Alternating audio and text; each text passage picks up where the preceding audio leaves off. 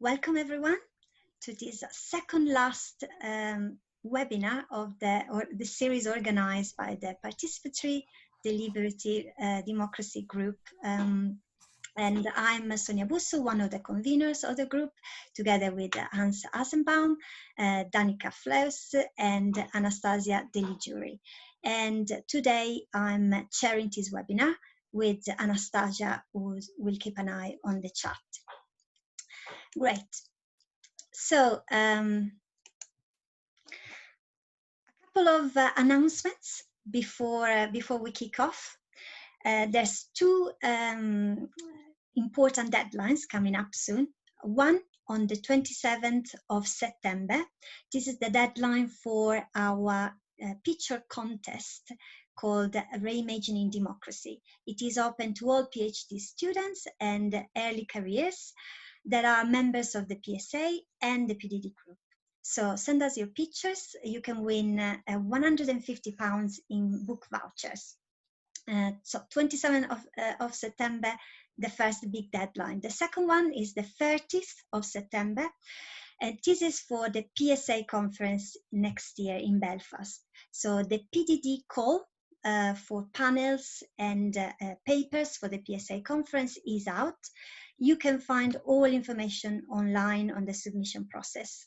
So we're really looking forward. We've got 8 panels allocated for the next PSA conference. So we're really looking forward to your submissions on the 30th of September. Remember, that's the deadline.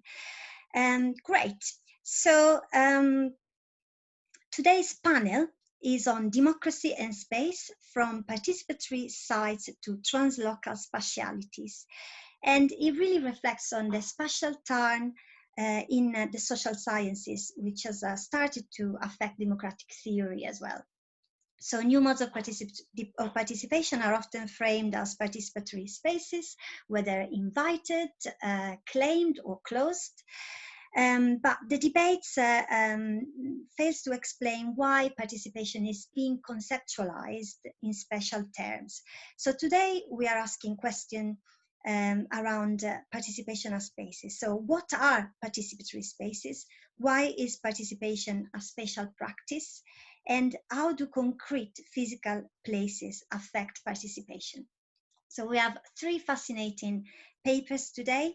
We're going to start with Hans Asenbaum's Aspatial Theory of Democracy, which explains that participatory engagements as assemblages of physical, social, and discursive things that create boundaries, affording, restricting, and suggesting participatory interactions. We're then going to continue with a paper by Jan-Peter Vosch, Janik Schritt, and Volkan Simons. And the title of this paper is slightly different from the original title that we had on the program. So the new title is actually even cooler. The McDonaldization of Democracy, ? Translocal space making by innovating deliberative mini-publics. And the paper asks some important questions on mini-publics. How does the model travel? How is the doing of mini-publics different in different sites connected? And how are translocal spaces constituted? And finally, the last paper is by Marta Wojciechowska, Beyond Typical Places, and it looks at the complexity of democratic governance in big cities, particularly in the south of the world. And so, which can create both condition of disadvantage, but also unique emancipatory potential, raising new normative questions and demonstrating the necessity of extending the scope of democratic theorizing. So some really, really exciting papers. And I would say, let's start promptly with Hans. Feel free, Hans, to share your slides now. And you'll have 12 minutes. Great, thanks a lot, Sonia. All right, so hello everyone. I wanted to say that this paper basically tries to theorize the connections or the overlaps between space and democracy and how these two concepts might relate to each other. The paper benefited from a research visit at the Technical University Berlin, where I engaged in many inspiring conversations with Jan-Peter Voss and his team, and I'm really glad that we can continue these conversations here in this bigger round with all of you. And I hope it will be a fruitful discussion. So I will share my slides now. So yeah, the title of the paper is A Spatial Theory of Democracy. I've been told this is a rather ambitious title. Let's see if I can fulfill the promise, but I'm open to criticism, obviously. So, okay, I have the same problem like before. I cannot switch my slides for some reason. I'll just stop screen sharing and try it again. For some reason, I cannot. Yeah, go to the next slide. No, it doesn't work.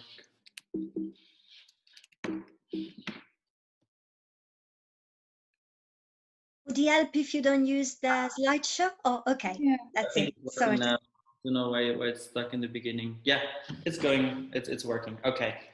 So yeah, as Sonia noted in the introduction as well, democratic theory is full of spatial terminologies, full of space talk, so to speak. John Dreisig, when he talks about the deliberative system, talks about the transmission between public and empowered space. Chantal Mouffe says our societies are confronted with the proliferation of political spaces which are radically new and different. And Andrea Cornwall talks about invited spaces such as democratic innovations, claimed spaces of social movements, and closed spaces such as parliaments. So lots of spatial metaphors, but to date we don't actually know what these theorists mean when they talk about space. So I would like to address this question: what is democratic space in this presentation? And the answer I'm proposing is a deeper conceptualization of participatory spaces. And then in the very last step of the presentation, I will try to scale that up with the term of participatory ecologies, and we'll try to connect that to debates on deliberative systems and participatory systems. So to start, what is democratic space, or what is my understanding of democratic space? I think to understand what democratic space is, we need to ask what it does. And what it does is it enables and limits action, right? So in a way, it restricts and produces democratic subjectivity and democratic agency.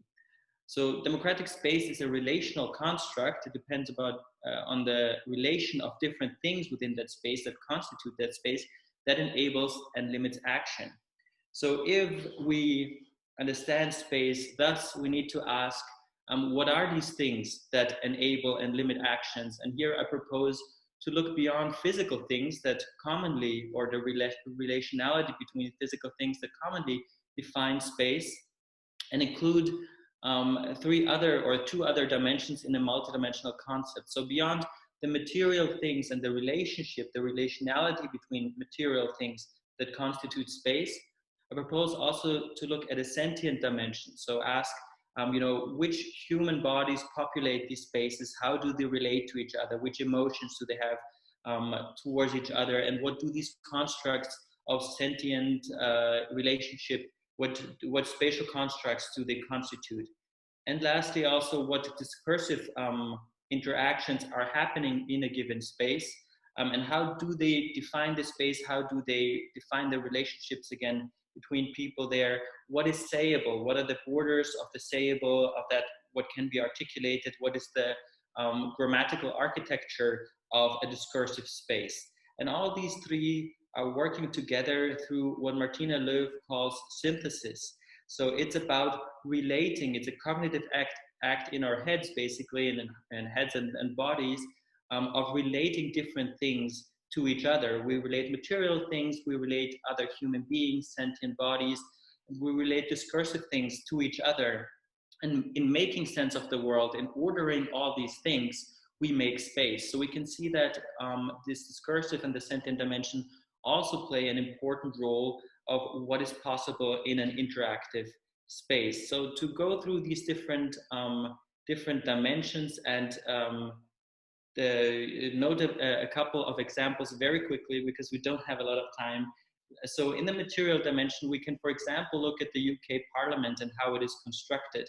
how the seating order and how the quite small space often creates a heated atmosphere between the somewhat caged and densely populated people in this room.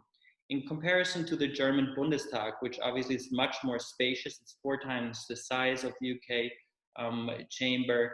And here we also note the much more consensually oriented semicircle structure. So the outline of the benches, the physical things in this space, they create a certain atmosphere and a certain engagement of people with each other. Now, when we look at these closed spaces, we can also look beyond them and compare them to invited spaces, where people are mostly ordered in a circular way, so that a head of the table basically is avoided and everybody has an equal position, often also in smaller groups. And lastly, if we look at claimed spaces of social movements, we can see that the same circular logic is pursued here in a concentric way, because more people are participating and there's a need to communicate with all these people.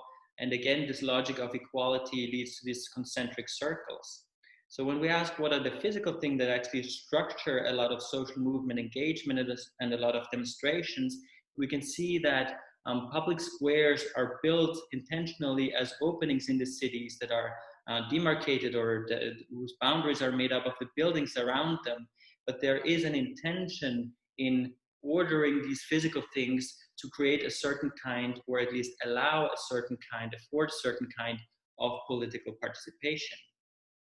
Now, beyond the physical dimension, we can also understand space completely differently through the work of Hannah Arendt, who says the space of appearance comes into being wherever men are together in the manner of speech and action. So here, it is not the physical things that actually create space, it is the humans that come together and their sentient relationships. And she says, once the people disperse again, the space of appearance disappears again.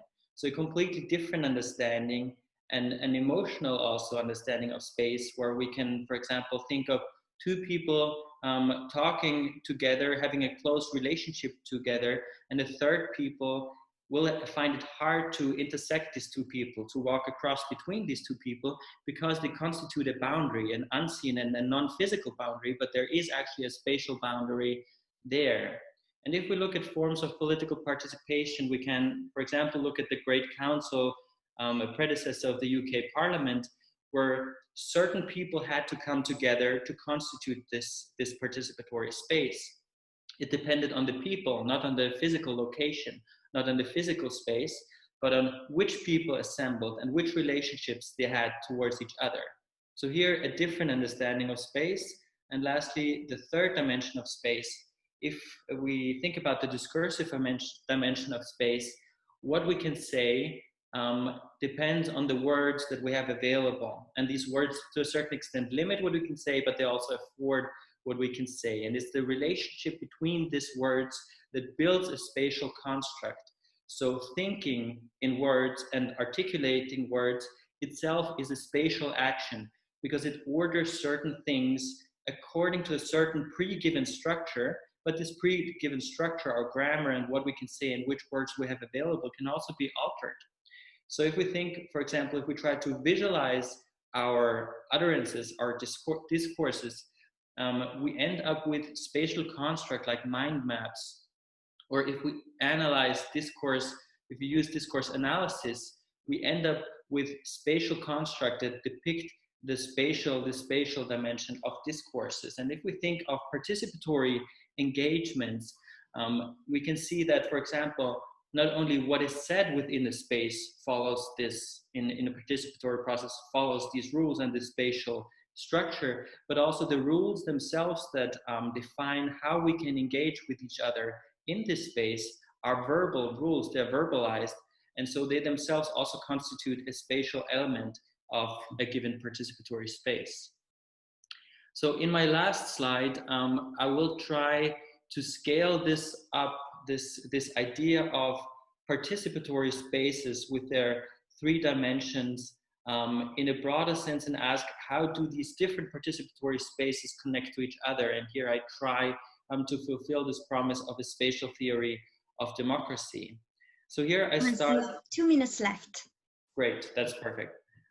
So here I start from conversations about deliberative systems, which often focus on vertical connectivity between different spaces. So the question of how public space can inform empowered space, and that mainly through speech. Those are the characteristics of deliberative systems debate, but I would also argue its limitations in a way. And then more recent and more emergent debates about participatory spaces talk more about horizontal connections between social movements and invited spaces, so democratic innovations, but also larger structures of democratic innovations, so various connected democratic innovations. And here Carol Pateman makes an argument for institutionalizing more permanently such larger structured democratic innovations, which ends up in a somewhat more rigid structure. And here I come in with this idea, and it's still an emergent idea, and I'm happy to hear your thoughts on this, about participatory ecologies, to understand spaces, participatory space, and larger spatial assemblages in a more vivid way. So here I imagine participatory ecologies as multidirectional rather than only horizontal or vertical, assemblages with distributed agency, so that we can think about, social movement claimed spaces, invited spaces, and closed spaces, how they interact with each other, how they exist over time, how they come into being, how they form connections with other spaces, and how they expire. So we can imagine this kind of polity as a living organism that constantly evolves and constantly changes, and in a way moves in all directions. And again, they come into being through the human process of synthesis. We all make sense of them through our cognitive actions and through relating spaces to each other. But we relate spaces not just within a participatory space when we're participants or when we observing one participatory process, but we're observing multiple participatory processes, and we relate them across different types of spaces, claimed, closed, and invited. We relate them across time, so a process that might have already ended still has a relationship to ongoing processes. And we relate them across the different dimensions I've outlined earlier. So we can see how different physical buildings, for example, might inspire the construction of other physical buildings that host participation. We can see how different various utterances or discourses move between these different spaces.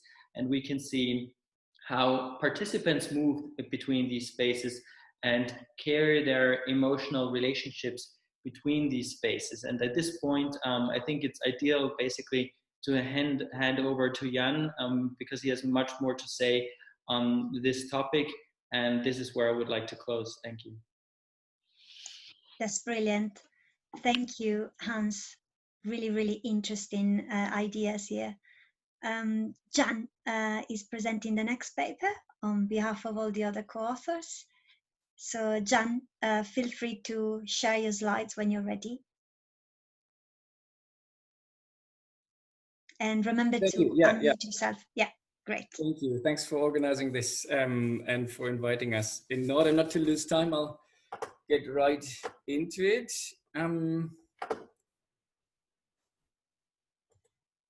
You see our contribution now? This actually links up very well with Hans' presentation. Our contribution is to take up the question of how translocal spaces of democracy are constituted, and what they are really, what kind of spatialities there are emerging or in the making that actually link up these different sites in which democracy is being done. And well, we develop this by starting from a politically highly loaded notion, conferring to spatial configurations and their changes, which is the notion of McDonaldization. Now, for time restrictions, I just briefly step over 3 slides in the beginning, which position our specific entry point to this discussion of spaces of democracy. The first one is simply to say that what we do here is to go beyond the local arrangements that Hans has focused on in the first part of his presentation. We're actually interested in what he hinted at as ecologies, the connections that link different sides in which democracy is being done with each other. So these kind of broader translocal assemblages, one could say, in which the interaction processes and doings are embedded. And this question then is one about the constitution of spaces of democracy as the broader translocal formations in which practices in specific sites at specific locations at specific times are embedded in and by which they are connected. The second brief intro remark is that in our research, we focus on a specific kind of space within which political practices or democratic practices are embedded, what we call instrument spaces. That's what's marked green here on this slide.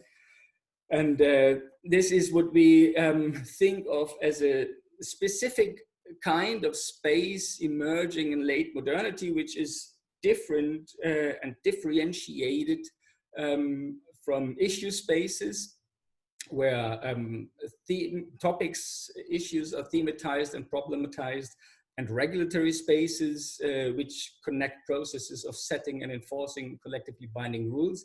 These instrument spaces are specifically spaces where know-how about what it is to act politically, how to do democracy, is being developed, also formalized in models, and sometimes thought of as technologies of governing, of doing democracy being developed. So this then leads us to the question how instrument spaces specifically are constituted. And what we see here is a mapping of different member organizations of the Democracy R&D network spread out over the globe. This is a network of professionals and experts that was founded in 2018 to develop a very specific model of public participation as a technology of deliberative democracy, one could say.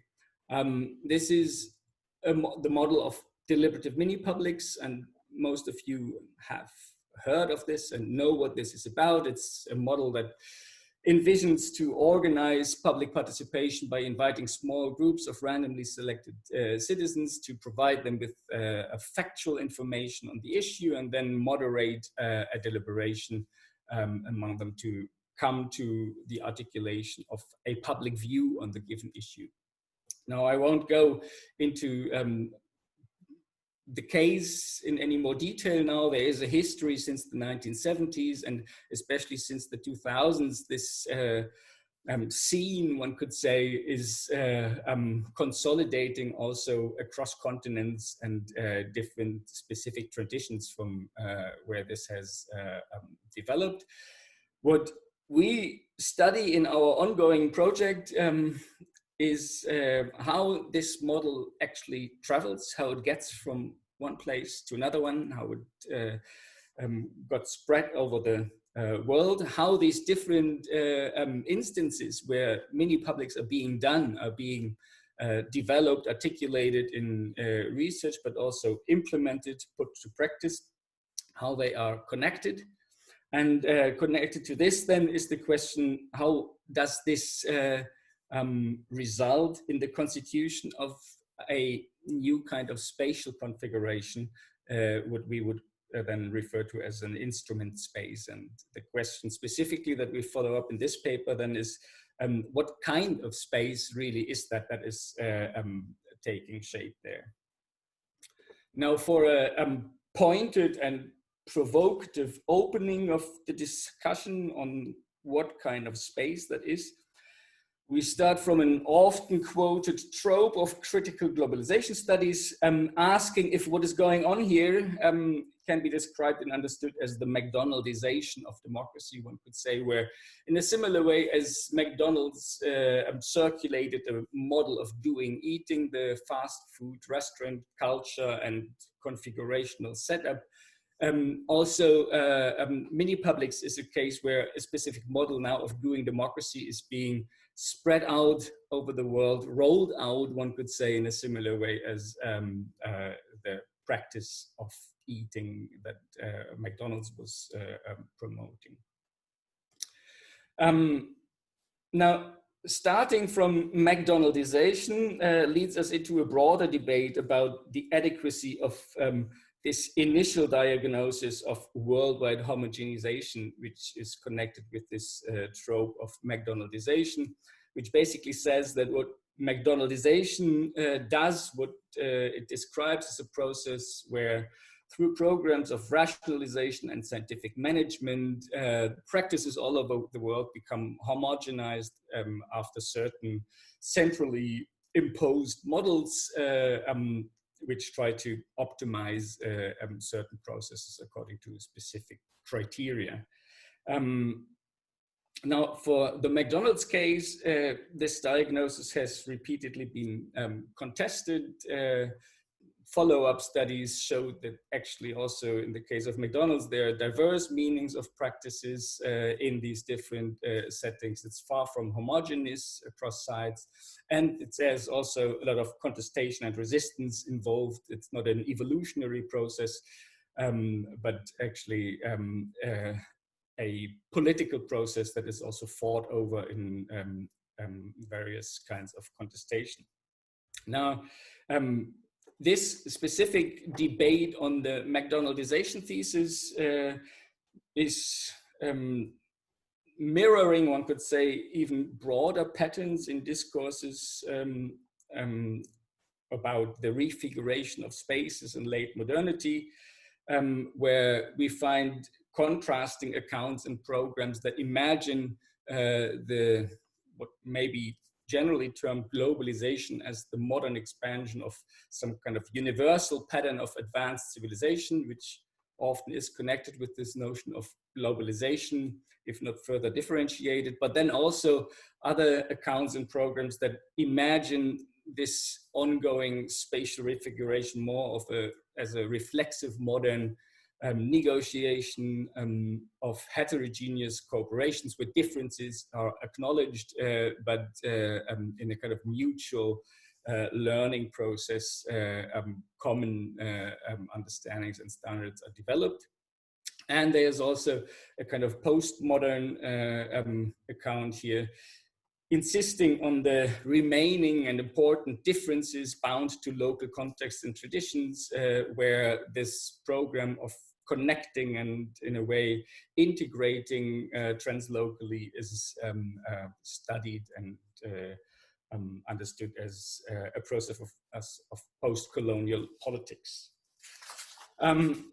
Now, in order to transform this dispute about what adequate accounts of spatial reconfiguration processes may be into productive questions, we propose to develop a differential analytics of space making, one could say, based on the differentiation of different kinds of topologies.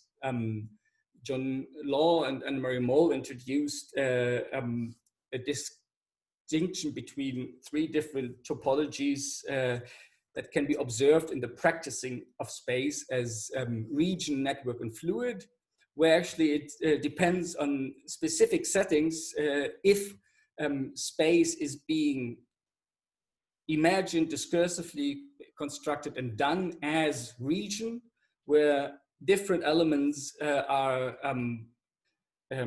imagined to be positioned on the same two-dimensional frame with not much difference than the position within this framework of coordinates. Network imagined as heterogeneous elements connected, but connected through defined channels of interaction.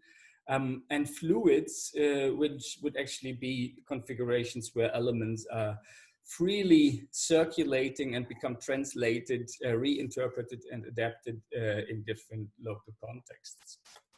Now, Jan, you have 3 more minutes. Yeah. Thank you. With this differentiation now, then we can ask what kind of those spaces is being made in our empirical case. Through discourse analysis, we can analyze how space is conceptualized. Through mobile ethnography, we can trace actual connections by circulating texts, bodies, and artifacts. And I don't really have time to give any empirical details here, but what we find in our studies so far is that within this field of deliberative mini-publics, there are actually different clusters that can be recognized regarding the ways by which innovation for democracy is being done. And one is pursued by James Fishkin and the Center for Deliberative Democracy, where they try to spread their method of deliberative polls across the world. And this pretty much follows an approach where a kind of best working technology is being developed and then globally provided with the idea that this should be applied everywhere because it is what developments so far have shown to be the best model. One could label this as a spaceship and conquest strategy. And when we relate this to the differentiation of topologies, we find that what is being enacted here is a space as region, a kind of strategy of territorial expansion, which mirrors a kind of modern conception of globalization as progressive civilization. But then we also have this, this second cluster, which we identify in practices connected within this democracy R&D network, where they focus on a cluster of methods, not one specific one, but defined by using principles of sortition and deliberation. And here the approach is very much to connect the various different local initiatives with their different traditions and organize exchange of experiences and mutual learning for some kind of standard understanding and practices to develop bottom up, which could be called networking and coordination strategy and would reflect an implicit topology of space as network.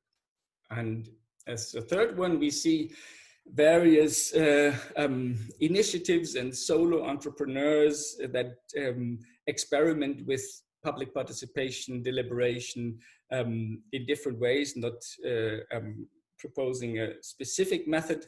And here the idea to do innovation is to provide documentation of specific cases and circulate tools for, in a way, augmenting a repertoire of knowledge and tools that is circulating globally, and from which for any specific situation people can pick what they find interesting and recombine with local situations, and this would then be adapted to local situations but not claim any general functional models for doing mini publics, which could be labeled an infection and opportunity strategy and would reflect the topology of space as fluid, a kind of postmodern conception of globalization as hybridization. Now, to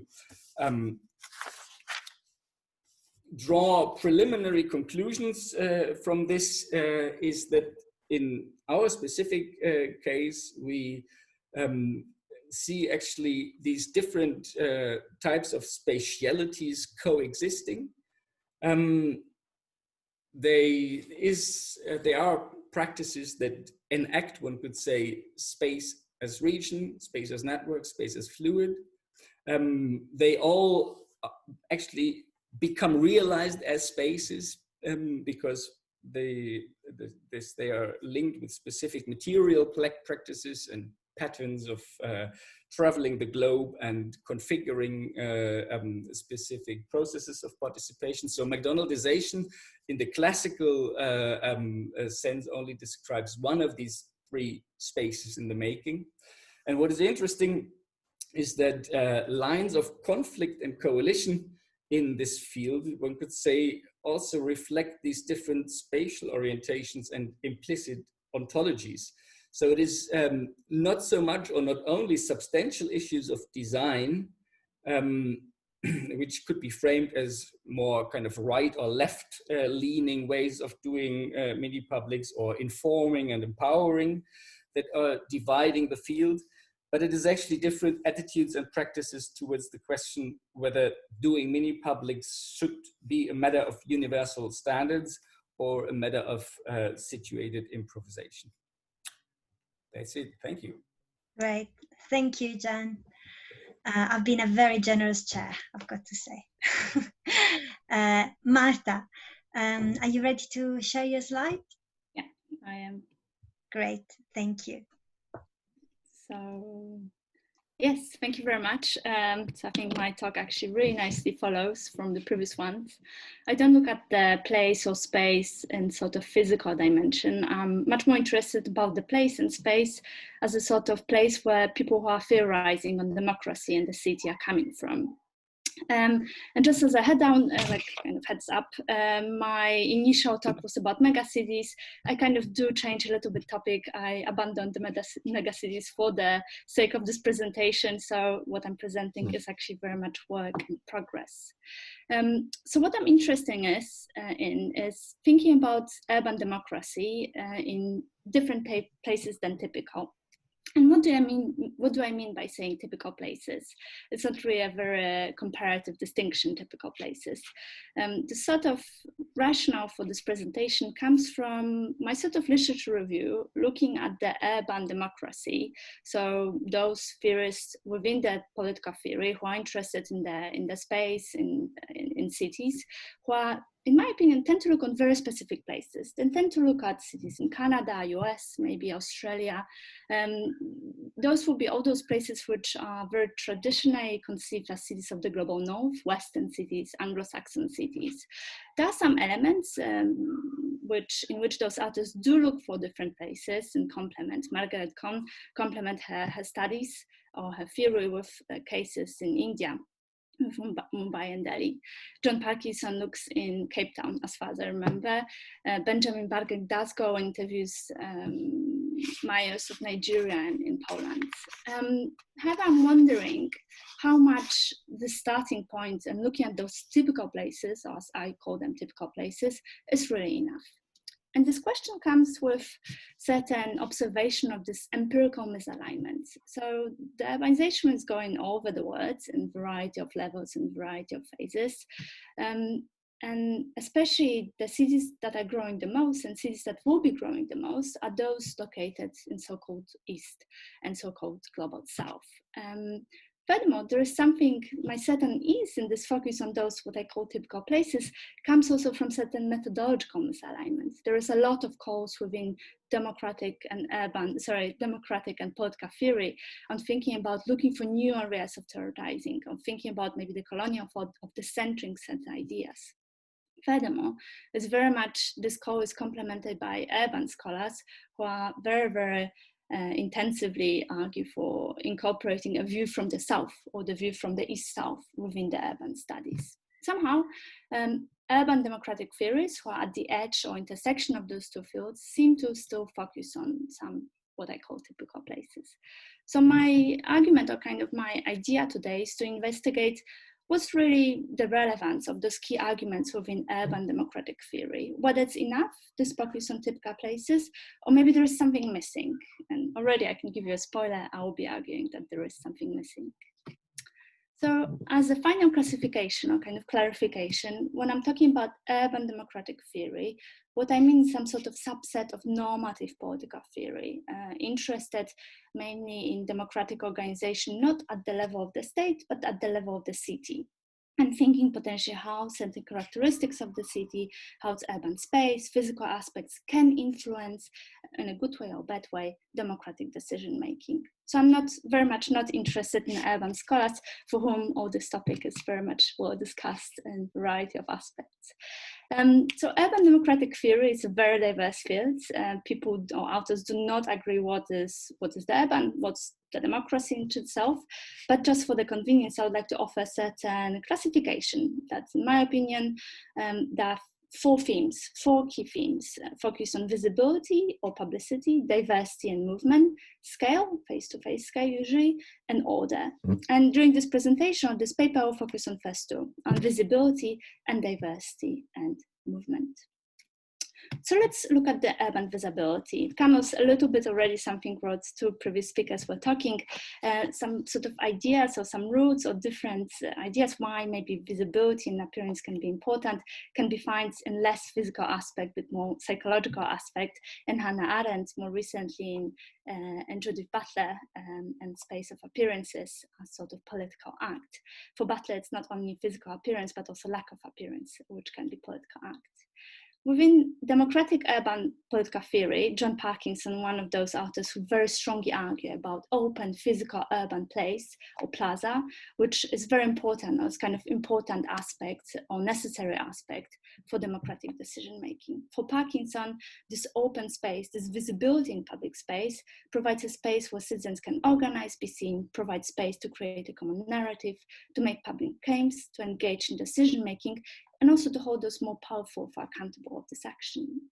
On very different point of idea, of very different point of perspective of what democracy is, and also very different sort of theorizing, comes Margaret Cohn, who nonetheless argues that successful political action requires visibility in the audience. And for her, the idea with the kind of visibility facilitates successful political action, not only because people are contradicted or kind of faced with different claims, which they can potentially not accept, but it's just enough for successful political action that people are confronted with different opinions and different sort of actions. And just in these very brief examples, there is a lot of democratic scholars who argue that visibility is this sort of necessary element in a stronger version, or at least a democratic resource that inhabitants of cities can use in order to engage in decision making, in order to facilitate democratic ideals in the city. However, the thing, obviously now I want to problematize that view and ask whether really this idea of visibility is relevant to all the cities all over the world. And here, I mean, I kind of constrain myself from adding pictures. That would be perfect here. I really don't want to essentialize any cities, say that in some of them or any norms either. There's the reason the examples are so far quite vague. So looking at the empirical and geographical and sociological literature, there's a lot of evidence about the very gendered and geographically relevant patterns, or who can be visible and where. Sylvia Chand, who was a geographer from London School of Economics, created a whole, she devoted her whole career for showing that within a lot of cities, those located in a variety of locations, women do not have the same access to visibility and presence in public space or elsewhere because of religious patriarchal norms, very often also because of the norms created by their own family and the wider family networks which control the movement of women. However, the lack of visibility or lack of access to visibility as a resource, democratic resource, can be also connected not only to gender patriarchal norms, but for example, for fear. A lot of cities are experiencing now a rise of fear and violence. Here I'm thinking about Rio and Mexico City, but definitely, again, I don't want to essentialize them. Those are not only cities which would experience violence. Here again, urban literature which divides a lot of some strategies of people who are living in those cities would specifically try to withdraw their visibility or try to be less visible in order to not become a victim. As a result, I think it's fair to argue that in a lot of variety of locations in cities, visibility is not a democratic strategy and it's not an action which can be withdrawn or performed. Visibility is very much connected to much more structural constraint present in those cities. Okay, the other sort of resource, or the other sort of theme, which is present within a urban democratic theory, is connected to diversity. Darren Massey, which was a human geographer, very famously said that cities are the sphere of coexisting multiplicity. So the sphere in which variety of people are living together, in which there exists more than one voice, in which there exists more than one norm on what is good. More than one social norm.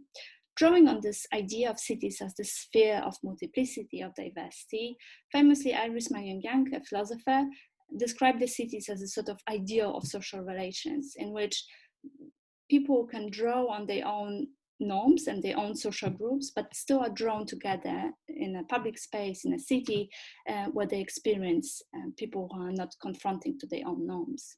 In that sense, for Young, the city can facilitate the politics of difference. In wider perspective, thinking about diversity in a city can be considered as something what's having an emancipatory potential, just the ability to see others who live very different sort of life, the ability potentially to create a critical mass of people, of finding people who are supporting my sort of norms and my sort of preferences, can facilitate for many the choice of their life of living. And diversity is very much created this as very, very key theme within the urban theory, and where the city is the sphere of unknown of freedom. I mean, for some of the urban theories, not all of them, obviously. And here I would like to support or offer that diversity, or arguments about diversity, are very closely connected to movement in an implicit way. So obviously diversity on its own does not imply movement, but in order for the city to be spheres of diversity, there has to be some sort of movement. So in order to experience difference of other people or different norms, people need to take part and go out and rounds, go to public space, be able to experience people who are looking differently. Furthermore, those sort of arguments are also implicitly connected and relying on some sort of migration of people, of different people coming to the city and settling, and migration of maybe people from one area of the city to another, migration also out of the city if the city is not really, or the social norms within the city are not really following, are not really up to the choice of people who are living there. However, Marta, 2 minutes left. Great, thank you. However, again, I want to problematize that the visibility, or no, sorry, not visibility, diversity and the ability to move is not a resource that's available to others. Again, I think I want to refer, I just have an example from Indian cities and structural constraints that a lot of inhabitants, especially those living in slums, experience, described as percha and all, in which ability to commute is very much constrained and requires either 2 or 4 hours walking by foot or use of dangerous public transport. Again, Sylvia Chance described how much slums, which are currently very strong and very high percentage of metropolitan settlements all over the world, create some sort of poverty traps for women, which women are not able to leave almost physically and escape the reality which they are facing there. And consequently, the diversity in movement is not available to vast shares of the population, but potentially to only those privileged few. So far my argument was that the core themes of urban theory are maybe not relevant for living in every city. And indeed, kind of the counter argument could be that it's not relevant also for certain people within those typical places. But thinking about how potentially democratic theory would look like if those beyond typical places would be put in the center, in my opinion, democratic theory would look very differently. It would focus maybe on family and kin relations, maybe on informality in slums, maybe a certain adaptive strategy as disadvantage, for example, quiet encroachment, or messiness and complexity, as opposed to visibility, diversity, and open public space. So I'm leaving this with kind of open question, which within urban theory is very much answered. I don't think it's so much answered within democratic urban theory. My approach would be that we need much more diversity, not only in looking for new cities, in incorporating experiences of city, but also in terms of arguments and thinking about how potentially democracy could look in a variety of locations without implicitly trying to impose a certain image of what democracy is from the beginning. Thank you. Thank you, Marta. Perfectly on time. That's excellent. So a number of really fascinating themes that we're going to explore now in the next half an hour that we're going to dedicate to the Q&A. So I could see a lot of action in the chat. So I'm going to give the mic to Anastasia to summarize what's been happening there, perhaps select a couple of questions for the panel. Yes, thank you, Sonia. There's indeed a very vibrant discussion going on at the chat button.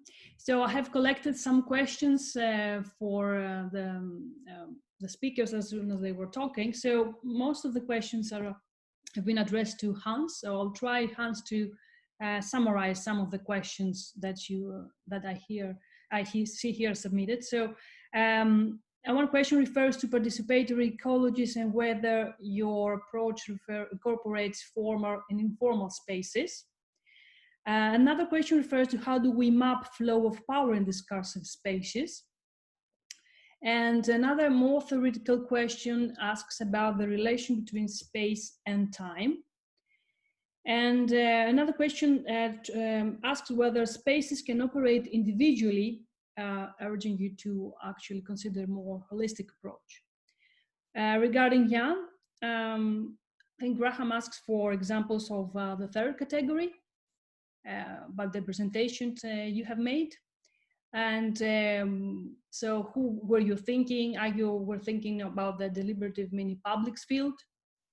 There were some questions that were addressing the issue of how many publics due to social distancing measures that we are currently facing have moved to another dimension, and there are already answers from people in the session about the UK Climate Assembly and the French Convention, so responses to this specific question.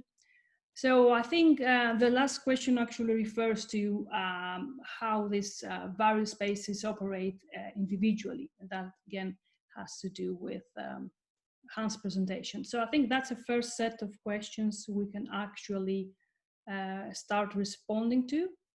Yes, and I can see. Yeah. Sorry, Sonia, because I've just seen that. So a last question about Marta. What's more diversity supposed to mean? So that's the last question. And we can keep on collecting your comments and questions on the chat group. But as Sonia said, in the end, we're going to have, hopefully, there is time for that Q&A session where you can ask directly your questions. Thank you. So I'm just going to give the word to the panel. Hans, you can start, and then Jan and Marta. Sure. Despite the many questions, I'll try to be very brief to save time for the discussion. So I definitely include informal spaces, although I need to know more particularly what you mean by informal spaces. I mean, social movements claimed spaces are somewhat informal, and I would explicitly include them. How to measure the flow of power between different spaces is a very tricky and methodological question that I probably cannot answer at this point. I think an intriguing question is of how do you draw the borders around these participatory spaces or even participatory ecologies that I was speaking about. So one question was basically, isn't there a danger of including everything if the concept is too fuzzy? And I definitely agree with that. So what I tried in the paper is that I speak about democratic spaces when they are designed to fulfill the values or ideals of equality and freedom. So the basic democratic values, basically, when they're designed or when they're assembled in order to fulfill these values, and I would include them. With participatory ecologies, I would actually be even more generous and talk about participation rather than only democratic participation. So I think it's important to look at the vibrancy of the policy by including as much participation as possible. And here I'll finish. Thank you. Great. Shall I respond? Yeah. Well, thanks. These are important question. The first one by Graham, examples for the third cluster, and the other question, if the third cluster is actually still part of the mini publics field. I mean, they are obviously less visible. When we started our research by looking at the activities of people who explicitly label their activities as doing mini publics, and then you end up with first of all Democracy R&D Network and the actors involved there, and James Fishkin, but what we have in mind for this third cluster, and this is what we actually still have on the agenda, to have a closer look at what is going on beyond these organized, the organized part of the field, are, for example, the activities by Tom Wakeford, who's not active anymore in this field so much, but who at least in the past has been active, explicitly developing this do-it-yourself citizens jury approach, with the idea that this should be adapted by citizens to their own needs in specific situations. And then there are some people like Marcin Gerwin in Poland, who is also pretty much doing his own thing, of course, connected with the broader networks. So these kind of actors we're thinking about also initiatives we then come across locally in Göttingen, where Yannick lives. People start to do a public participation process, and then are in the process of making up their minds if they want to do a deliberative mini public or something else. And these kind of activities somehow go on. They draw on some of these circulating ideas and tools, but are not necessarily committing themselves to a particular way of doing it. But the question then would still, of course, be, depending on how we define mini publics or deliberative mini publics, if they are beyond or part of this practice field. And there was this comment by Michael, if differences don't have to do with goals for doing mini publics, rather than with different spatial imaginations or different attitudes towards the standardization of mini publics. That's a good point, and definitely it has to do something with it. Because I think that this is something we have to dig up more, that also, in a way, the different goals, different understandings of what mini publics should do and can do and how they should be designed for this purpose, also, I think, have to do with some of these basic differences in ontology that could also be attributed to modernism, reflexive modernism, or postmodernism in a way, where there are different understandings of how the political world is constituted and what possibilities and potentials there are for organizing participation and deliberation. So there may be a connection again with the goals, so to say, that different actors pursue in doing mini publics. Yeah. Right. I take this up as a question. This has to be discussed, if this is something different or if it's just a different dimension in which it is reflected. And the last point, online deliberation, that's an interesting point in itself, which where actually the specific exercises become translocal, and the translocality is not in the connections from one process to the next one. I mean, we have a precursor for these kind of things with transnational citizen participation, where, for example, in Worldwide Views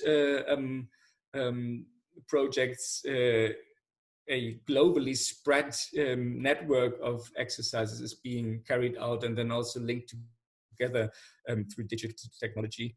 But that's, in a way, a separate topic from what we are interested in here, with the question of how the know-how travels from one situation to the next one. Great, thank you. Marta, would you like to engage with the question on diversity? Yeah.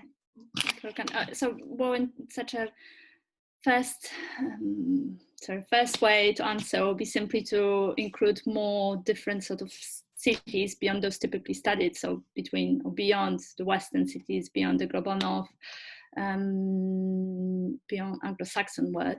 However, it's not entirely what I mean by diversity in this paper, on this presentation. What I'm actually much more implying and calling for is to incorporate certain acknowledgement by democratic urban scholars about their own time and space of theorizing.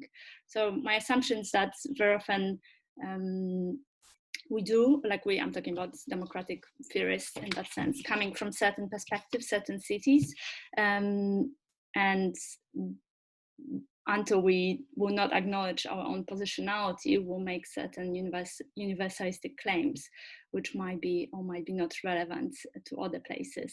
In that sense, I'm just trying to incorporate a sort of post-colonial, the central critic present urban studies, especially Anna Roy, who quite explicitly argue for this theorizing or acknowledgement of theorizing from time and space. And her assumption here is that we are all, each person is experiencing different cities and different life, depending on time and space in which they are. As a result, the theories and the cities itself would be very different. So sorry, to come back to the answer, I'm not asking for more cases in terms of the cities and urban democratic theory. I'm just asking for thinking about what's really the role of our positionality in theorizing. That's great. So there are already 4 hands raised. So I'm going to open to the audience. I think I'm going to take all 4 questions at once and then go back to the panel so that we can ask as many questions as possible. And I can see there's also one more question for Marta in the chat that we can go back to. And perhaps Bettina wants to ask the question directly herself. And so I would start with Michael, that has had this hand raised for a long time. Yeah. Thank you very much. Thank you everyone for these fascinating presentations, and they're very interesting on all kinds of levels. I'm going to ask a question that's kind of directed at Hans, but I think it might apply to the others, but I know at least it does to Hans the most clearly. And I think I've thought about this for years and years and years of, can we do political theory avoiding spatial metaphors? Because so much of political theory is and not just in participatory deliberative democracy, so much of political theory draws upon these spatial metaphors, and we just do it almost reflexively and don't think about it. And so I love what you're doing here, but I want to push back against the way you're doing it. And I'm not sure if this is right or not, but I'm just going to throw it out there kind of as a devil's advocate. And to say, so it's clear that the material space makes sense, but then you take that concept of space, which on a material level, there's all kinds of things that I think you could say, and then apply it to what you call the sentient dimension and the discursive dimension. And you make no differentiation between what's going on there. And it seems to me that one could argue that the sentient that you talk about in the discursive dimensions, those are metaphors for space. And we use them because they kind of help us convey ideas, but they aren't space in the same sense in any way whatsoever.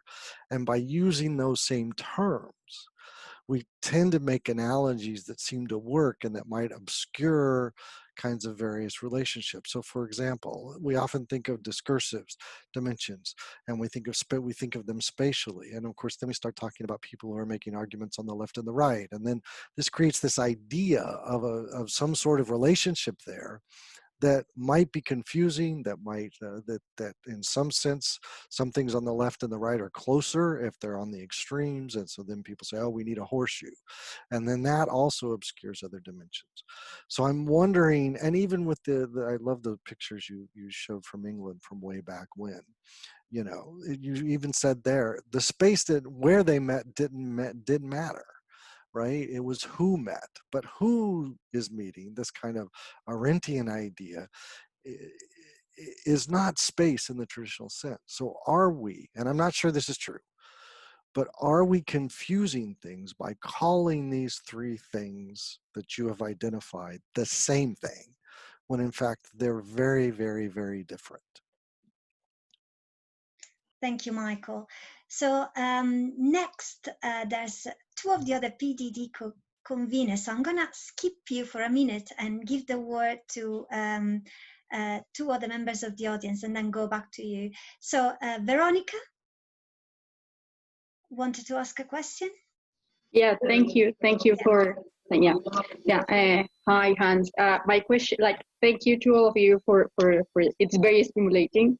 And I also want to talk to Hans, and probably I will drop him an email later, because I'm working on similar ideas, not the same, but very similar, because during my doctoral research about participatory processes in Colombia, I found that I had 3 cases, and one of them was the perfect example in which you had disconnections between between processes of institutionalized participatory democracy, if you want invited spaces, non-institutionalized processes of participatory democracy, social movements, but also the connection between these two with electoral democracy. Civil society somehow did it in one case, which is, it's exciting because it's in an area in Colombia which is affected by armed conflict. There is poverty, there is structural racism, everything is going wrong. But civil society was able to use the institutional spaces, if you want claim spaces, I call them non-institutionalized processes of participatory democracy and electoral democracy. But this took time. And that makes me think that perhaps, I'm still thinking of what Michael said, because he just said it's still in my head. But my first question was about, or I don't know, suggestion or question, whatever you want to, however you want to take it, is perhaps in your definition of what's the democratic space, I think that the notion of process can help a lot instead of action. And this will help us to think about how these different, let's call them just for now, spaces, perhaps it will change if once I think more about what Michael said. The notion of processes help us to think how these different kind of processes can come together through time. I'll give you just a small example. And it's also connected to my other question about the material space. And how you understand it. Because, for instance, one of the things that civil society was asking was a building to have a museum about what happened during the conflict. So the first meeting was, as you have, it was in a circle, civil society and the state and the representatives of the state. But the next meeting was in a circle. 2 months later, the next meeting was going to visit the place where the museum was going to be held, for instance. So that makes me think again that that we need to think about processes. I'm not sure about the category of material space. I mean, we can think more about it. For instance, now they're having meetings through Zoom. We don't have like the space, the circle, the table. We have meetings through Zoom. So how do we understand that material space in that case? And that's why I like your other 2 categories about discursive and sentimental. Sorry about the pronunciation, too long in Colombia, I'm losing my English. So that's why I like your other two categories, because that allows us to go beyond the material space.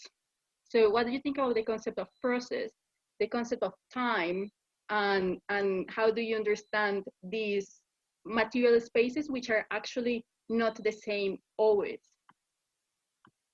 Thank you, Veronica. So I'm concerned that these are very long questions, which is great, but time is running out. So I'm going to take one more question from Luz, and then if Bettina wants to ask her question, and then we're going to go back to the panel and have the last round of questions from my colleagues Danica and Anastasia, if that's okay. So Luz, would you like to ask your question? Yes, well, thank you, everyone. It's been a great webinar today. And my question is for Marta. It's not really a question, it's more like a request. I'm very interested in this idea of adapted strategies of the disadvantaged. And I was wondering if this refers to forms of deliberation and experience in democratic practice that result mainly from internal reflections or reflective deliberations that might be triggered by family discussions or some forms of art, popular art, or even access to social media. And I'm asking this because I'm from the arts background and I'm studying theater and socially engaged theater practices in El Salvador and Guatemala. And I'm looking at democratic practices there and how these socially engaged arts are a response to often violent sociopolitical contexts that basically engender a lot of silence and fear. So I'm definitely very interested in this because I do feel that there's a lot of value in understanding these socio-political contexts from the East and the South to expand perhaps what we understand as democratic practice and deliberation in the public sphere. Thank you. Great. Thank you very much, Luz. So since we have already a question for Marta, perhaps I can take actually a question from Dimitri next, and then we'll hear from the panel. Okay, very good. So thank you again for the presentation. I'm just wondering my question is mostly to Jan, even though I would have questions for everybody, but I'm wondering if the McDonaldization approach or concept is actually relevant for many publics, because McDonald's is a model that is born somewhere very specifically, that is not born in many places at the same time, that is pushed by one company in order to make profits, and that is pushed with certain value onto other countries. And I'm not sure that qualifies for many publics, because there was different inventions by different person in different contexts at different times, and with different goals. So is that relevant to use the McDonaldization concept? And why not using something a bit closer to democratic practice or politics practice, like parliamentary democracy, that was born somewhere, that was pushed somewhere else in a colonial way several times, but with adaptation. So yeah, thanks. Great, thank you, Dimitri. So I think we have one question for each speaker in the panel, which is great. So your turn to get back to these great questions and points. And we could start with Marta, and then Jan and Hans. Yeah. All right, I already privately responded. So yeah, I just want to say, like, thank you very much. That was a really, really good point. It's not really much, obviously I agree, it could be definitely one of the strategies. My point so far is just because my wider goal is to diversify those experiences, those places from which people do democratic urban theorizing. So it's very much the question from Pace. I'm sure actually your own research would provide very valuable insights about how art can be in those cities incorporated, can be even maybe central to democratic theory and democratic claims. My kind of problem currently is that very often, even if some sort of adaptive strategies are incorporated as performing some sort of role within the democratic theory, they're very often complementing something, complementing decision making, for example, complementing official institution. And actually, I don't know much about art. I'm not saying art is only the one way, but I'm sure. I mean, definitely there is a need for much more arguments about how different sort of acts can be democratic and where. So thank you. Great, thank you, Marta. Jan, would you like to? Yeah, I'm afraid I didn't acoustically get the beginning of the question, but it was about maximization. If maximization strategies McDonaldization, sorry. Pardon me? McDonaldization. Oh, okay. Maybe then I didn't. Well, maybe you can quickly repeat it. Otherwise, just the last. I was wondering if McDonaldization was actually the good concept, because McDonald's is a company with a specific model that they are pushing for profit interests globally, that was born somewhere specific, whether many publics are born in different places and times by different people with different goals. Okay. So I was wondering if it was. Yeah. Okay, no, but McDonaldization obviously is kind of the catchphrase here, and it is, as I said, provocatively used because it draws attention to a kind of global expansion isomorphism that is going on here. And I mean, the whole point of the talk was to say that McDonaldization itself is also not a clear-cut concept as such, but it draws us into interesting questions about what kind of space is coming into being here. But yeah, I get your point. It's not by simple analogy. That's the conclusion must be, no, it's not McDonaldization what's going on here. And your other point that parliamentary practices would be interesting to look at as another case. I would completely agree. I mean, the broader program would be to study democracy in the making with all different kinds of cases and how they don't only exist as practices in specific sites, but many of them actually have a translocal existence and in this way are embedded in one could say, yeah, but this would be an interesting question, like in how far the know-how of politics and specifically of doing democracy is becoming, at least over the last decades, generally so much more codified and formalized and expertized that also with regard to other cases like electoral systems, even perhaps some kind of artistic activism, where there are specific tools, technologies, specific models that inform these kind of practices that are circulating translocally. So any street protest nowadays, in a way, is embedded also, I would say, in a translocal configuration where this kind of know-how tools, models are being developed. And the question is how densely connected with other sides and how much the configurative power is from these translocal connections on what is done locally. But this is a more general question, yes. Julian. Hans, you got a few questions to Sure. Thanks, Michael. I love the challenge, the fundamental challenge, and I absolutely agree. I mean, we could go this way, you know, and we could ask, do these spatial metaphors have any substance? Do they have any value? Why are we so drawn to them? And obviously, there are a lot of challenges out there that say, listen, space is actually something physical. We need to pay more attention to the actual physical space, and this whole space talk, the whole metaphoric use, is of no value. We could also say, you know, there are actual physical spaces, and why are we so drawn to the metaphors? What purpose do the metaphors fulfill? I mean, a paper like this, I would be so intrigued by. It's not the paper I'm writing, but it would be a super interesting paper. What I'm trying to do is to go another way.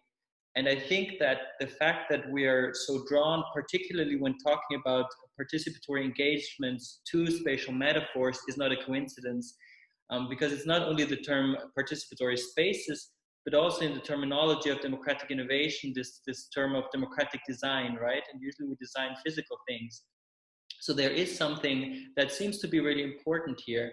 And the argument I'm making is that because these democratic innovations structure or attempt to structure our behavior, they have a lot in common with spaces that also have a structuring effect in a certain manner, right? And so the question is, where do we stop with including structuring elements into the notion of space? We could definitely say it's only physical things, but I'm going another way, and I'm looking where it takes me. So far, I find it quite fascinating. So thank you anyway. And then, well, the question of process, absolutely. I think we need to see spaces in procedural terms, and Hannah Arendt does a lot with this to understand spaces actually as mobile and as evolving. And then the question of digital space is something that I also addressed in my thesis, not in this paper. And I think that the 3 dimensions I'm trying to point out here are quite helpful, because then we can see what happens online with physical space. How does it change? Because it still exists. Obviously, the online is not just in a way sentient and not just discursive, but there is something physical going on. What happens with the physical space, and how do the sentient and discursive dimensions change as well? So it's a very intriguing question. Thank you. So I think we have perhaps time for a couple of more comments or questions from Danica and Anastasia, and then we'll have to close down after hearing from the panel again. So Danica. Yes. Yeah, thanks so much. My question also goes to Hans, and I think a bit to the Michael and Hans debate that just was ongoing. So I was also wondering while you were presenting, first of all, I really like the way you distinguished these 3 spatial dimensions. Then my feeling was that it could be important to actually determine what you want to do with these dimensions and with the spatial theory that you're developing. So one thing that you, like the overarching aim seems to be to outline the realm or space of potential political action and consider the dimensions that are relevant to that. But depending on what precisely you want to do with this theory or what you want to explore or explain, other dimensions could be more or less important, or could also have to be included into your account of spatial dimensions. For example, why do you not include something like a temporal dimension? This could also be something that constitutes or forms action. I'm not sure. The other thing would be like referring solely to physical space or restricting this term to physical space. I'm not sure if that's actually a good distinction right now, not only taking into account like the digital, not digital divide between like democratic spaces, but also given the fact that it's often not, that you could also, for example, conceptualize speech as something physical. So I'm not sure if physical, not physical actually constitutes an argument against your dimensions, but I think it could be more important to explain more carefully what you actually want to do with these spatial dimensions and with the theory you're developing around this. Thanks. Great. Thank you, Danica. So Anastasia, very briefly, because we're already over time. Yes, so thank you. Yeah, well, most of the points that I wanted to raise were actually raised from the previous presenter, so I'll try to be brief. So I very much enjoyed all the presentations, and thanks for this thought-provoking papers. We can keep this discussion forever, I think, but as Sonia says, there are limits in our time. So Hans, I think you have responded to this, this different approach when we're talking about online spaces. So somehow, at least, to the previous question. So my question is how these internet spaces actually affect your theory, because we're talking about online spaces that transcend this kind of physical boundaries. I will not say limits of material spaces. And also, I think they actually urge us to revisit 4 basic concepts regarding the topic you have mentioned. So participation, presence, performance, and time. So all these issues are actually reconfigured in the sense of online space. So just, I don't know, a point of discussion. And the second point about Jan, so for, as Dimitri said, for me, it came kind of at odds when you were referring to McDonaldization and you are trying to compare that with many publics, because as Dimitri said, we are actually talking about an industry, commercial one, which tries to multiply the shops and wherever, but with market rules, so a very different approach. I understand how you actually try to correlate them, but for me, actually, it became quite weird. And also the fact that, on the other hand, many publics had not followed any kind of homogeneous approach. So there's a great diversification, the way they were implemented. One of the problems that we try to identify their basic, structure. So that just as a point of discussion, and I will close here. Yes. Sonia, I know we don't... Yeah, thank you, Anastasia. So Hans and Jan, if you could get back to this point very succinctly. So perhaps 1 minute each, if you can. It will be shorter than the question. All right, should I go first? I'll try to be super brief. So Danica, thank you. Why these dimensions and not others? Let's talk more. I'm curious to hear which other dimensions might matter. Time is an important one that was also now raised again in the chat, and that's something I just don't have an answer to. I find it super interesting, but I haven't read anything on time, lots on space, but I'm really lost on time. So I want to figure this out. And then the online spaces, do they transcend the physical? Do they really transcend physical boundaries? I actually don't think so. In my understanding and with the concept I've come up with, they don't. They just reconfigure each dimension, right? So the social interaction is a bit different. The discursive interaction is different because it's often written rather than spoken. And the physical dimension is really different, but it's still there. We often overlook that the physical dimension actually is still the same physical dimension. We're all now sitting in different spaces and looking, or physical places, and looking at each other, and now connecting these places virtually and visually. But we're still in physical places, and we're doing this through a material infrastructure. So that's how I see the reconfigured online spaces. Okay, thanks. Thank you. On this last point, even though that was not my question, but I think what you did now, Hans, talking about dimensions may be helpful, making explicit that these would be dimensions of a relationally conceptualized space. So there is no discursive space for itself and no sentient space for itself, but it is actually these three dimensions that constitute a space. That's how I would kind of try to deal with this one. And the last one, again on McDonaldization. Well, the point is, of course, there are huge differences in the kind of organizational setup and the motivations and strategies. This one is commercial, the other is kind of political, mainly, one could say. But the focus here is on the spatial configuration that is to be observed and the processes bringing it about. And there I would still say that the McDonald's example is not completely out of reach and is non-comparable to what we find with the translocal spreading or expansion of various other kinds of practices and cultural models. Thanks. Thank you very much to this amazingly active audience and some really, really interesting presentations and discussion. And I can see the chat is really active as well, very lively. So we're going to go back to some of those questions, perhaps tweet them.